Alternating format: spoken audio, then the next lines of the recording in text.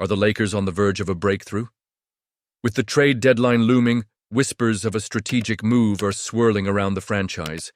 It's not just about adding a big name, it's about finding the right fit to elevate this roster to greatness. Could this be the moment we see a transformative addition that fortifies our defense and enhances our offense? Don't miss out on the latest developments. Hit that subscribe button and give us a like to stay in the loop on everything Lakers. The Los Angeles Lakers are at a pivotal moment as the trade deadline approaches, and I can't help but feel a mix of excitement and anxiety about what lies ahead. Let's dive into the heart of the matter. Coach J.J. Redick's recent halftime tirade reflects a deeper frustration with the team's defensive execution, even during a game they ultimately won.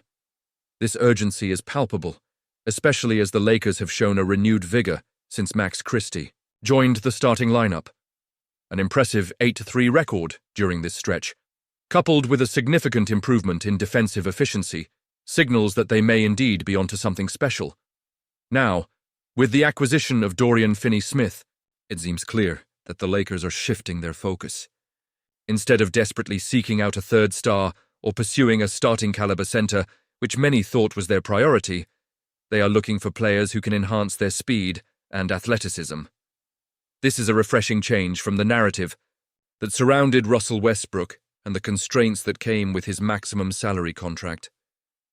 I mean, can you believe that a team with such a storied history is now more focused on playing fast than just being big? It's a strategic pivot that could pay off in ways we haven't seen before. The addition of Finney-Smith is particularly intriguing. This is a player who can defend multiple positions and shoot the three at a high volume. He fits perfectly into Redick's system, and it's clear that the coach has already established a rapport with him. Watching Redick hold him accountable after games, challenging him while also praising his resilience, is a sign of good things to come. It's a reminder that this coaching staff is not just about X's and O's. It's about creating a culture of accountability and growth. LeBron James has also been on an impressive run lately, and the way he's adapted to the challenges of playing at such a high level after turning 40 is simply remarkable. If he can maintain this form, the Lakers' aspirations for greatness suddenly feel more attainable.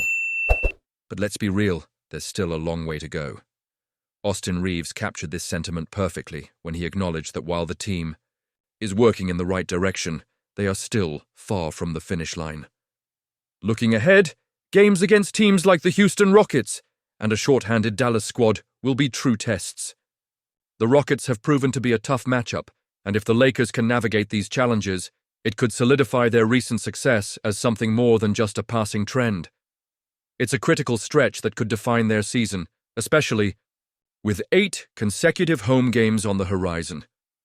Now let's talk about the trade deadline. Teams around the league are watching the Lakers closely, and the general sentiment is that they might not make a splashy move after all. The idea of investing in a center seems to be fading, as they appear more committed to finding perimeter players who can shoot and defend. Does this mean the Lakers are willing to forego the traditional big man in favor of a more modern approach? I'm torn on this. Part of me thinks they need to establish a stronger presence in the paint, while another part acknowledges the growing importance of versatility in today's NBA. So, what do you all think? Have the Lakers made the right decisions so far?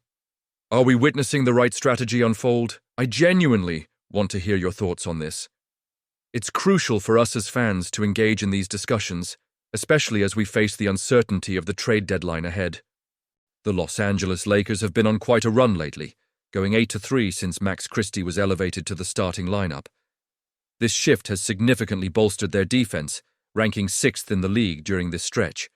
But let's talk about what this means going into the February 6th trade deadline.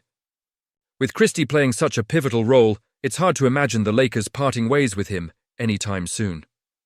This is the kind of player they need, someone who can shoot off the ball, provide athleticism, and defend on the perimeter.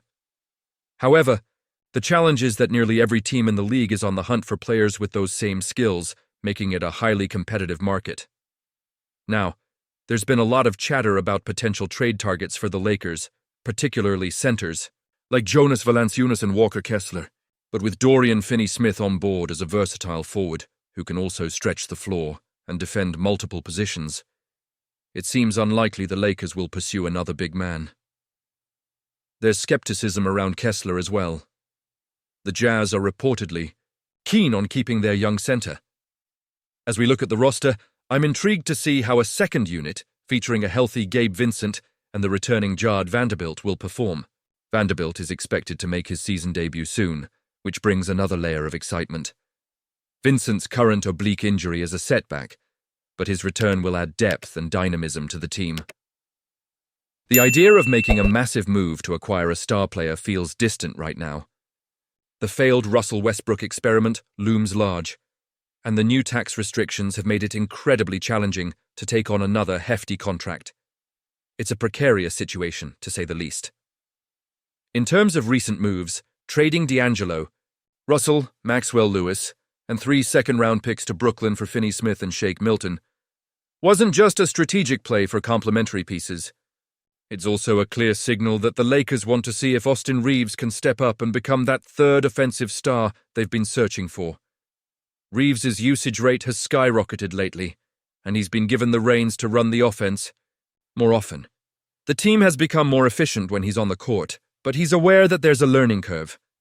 "I'm excited," he said, and you can feel the enthusiasm in his words. The growth potential here is enormous, but it's going to take time and patience. On a different note, we can't overlook the historic achievement of LeBron James.